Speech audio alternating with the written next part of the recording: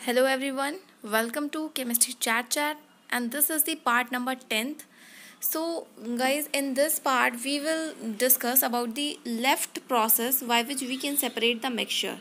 So three processes we already covered. First is filtration, next is centrifugation and third one is evaporation.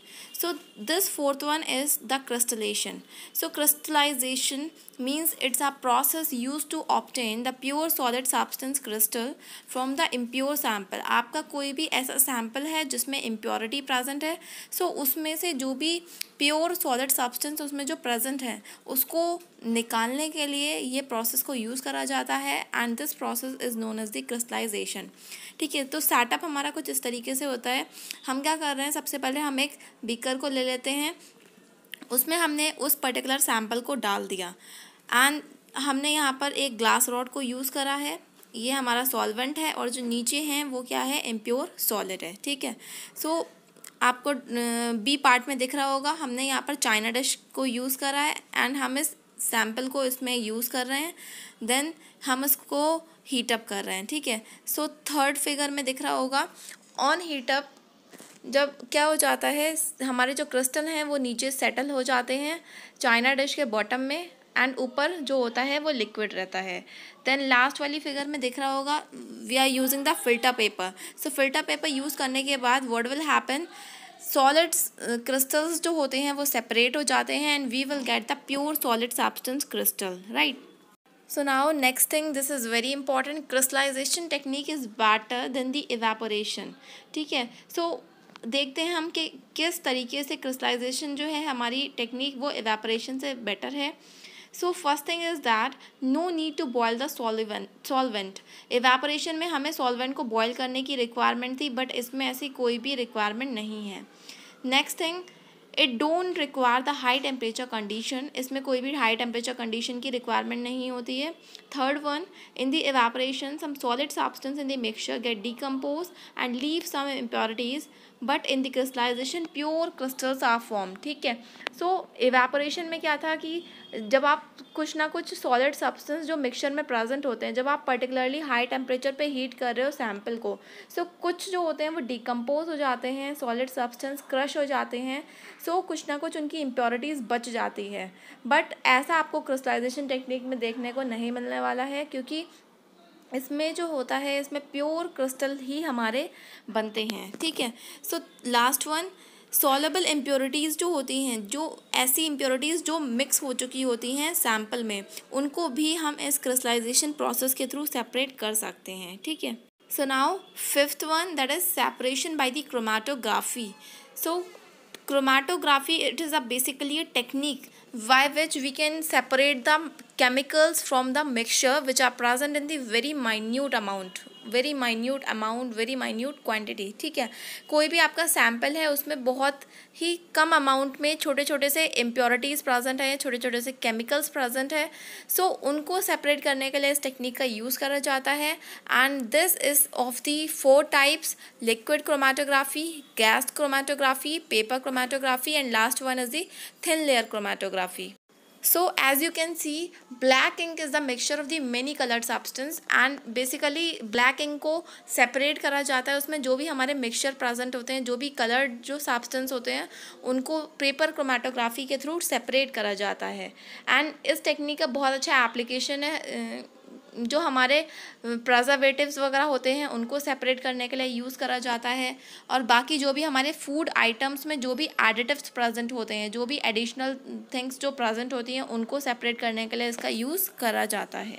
इसके जो है application बहुत सारे हैं, और इसका एक एप्लीकेशन ये भी होता है कि इसको जो है फॉरेंसिक साइंस में यूज़ करा जाता है इस टेक्निक को, जिसके थ्रू जो भी ट्रेस अमाउंट में, जो भी माइन्यूट अमाउंट में जो सब्सटेंस प्रेजेंट होते हैं, पॉइजन वगैरह जो भी प्रेजेंट होता है, ब्लड जो स्टमक वगैरह होता है उसमें, सो उसको आइडेंटिफाई करने के लिए, उसको सेपरेट करने के लिए इस टेक्निक का यूज़ करा जाता है. राइट, सो ये कुछ हमारा सेटअप है. सो हमने क्या लिया है, सबसे पहले एक फ़िल्टर पेपर लिया है एंड उस फ़िल्टर पेपर के बॉटम साइड में हम एक लाइन पेंसिल से ड्रॉ करते हैं.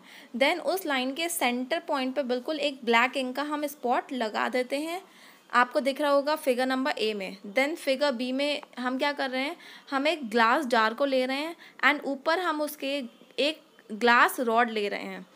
देन उस रॉड से हम क्या कर रहे हैं, दो टेप की स्ट्रिप को, सेलो टेप की स्ट्रिप्स को हैंग कर देते हैं, ठीक है। और उससे हम अपना जो फिल्टर पेपर था उसको हैंग कर रहे हैं एंड उसमें ये जो ग्लास जार था उसके अंदर हम वाटर को फिल कर दे रहे हैं। बट हमको एक बात का ध्यान रखना है कि वाटर का जो लेवल है वो इस ड्रॉप से कम ही होना चाहिए, ठीक है। सो अब होता क्या है, कैपिलरी एक्शन की वजह से वाटर जो होगा वो फटाफट से क्या करने लगेगा, इस जार के अंदर फटाफट से उसका लेवल जो है वो बढ़ने लगेगा, वो ऊपर की तरफ जाने लगेगा। आपको फिगर सी में दिख रहा होगा। सो देन फिगर नंबर 4 में क्या होता है, आपको समझ में आ रहा होगा ये क्या है, क्रोमैटोग्राम। अब जब इसका लेवल वाटर का बढ़ता गया तो जो हाईली सॉल्युबल डाई होगी इसमें, ठीक है, सो वो क्या होगी, वो सबसे ऊपर पहुंच जाएगी। आपको दिख रहा होगा सबसे ऊपर एक रेड कलर की डॉट लगा रखी है मैंने। एंड जो सबसे कम सॉल्युबल होगी वो क्या हो जाएगी, वो नीचे बॉटम में पहुंच जाएगी। ऑरेंज कलर की आपको डॉट दिख रही होगी, ठीक है। सो ये क्रोमैटोग्राम है। इसमें हमने ऑब्जर्व कर लिया कि कौन सा हमारा हाईली सॉल्युबल कंपोनेंट था डाई का यहाँ पर और कौन सा लेस सॉल्युबल था। सो इसके थ्रू हमें ये पता चल गया कि एक पर्टिकुलर इंक में किस किस डाई का यहाँ पर मिक्सचर था एंड हमने उसको सेपरेट कर लिया, ठीक है। So now last one is the separation by the distillation. अब देखो इस प्रोसेस में हम डिस्टिलेशन के थ्रू सेपरेट करते हैं, ठीक है। सो इस प्रोसेस में होता क्या है, लिक्विड जो है जब वो वेपर फॉर्म में चेंज हो रहा है, जब हम लिक्विड को हीट अप करेंगे, ठीक है, जब हम क्या करेंगे वेपर को कूल डाउन कर देंगे तो वो अगेन देन लिक्विड फॉर्म में चेंज हो जाएगा।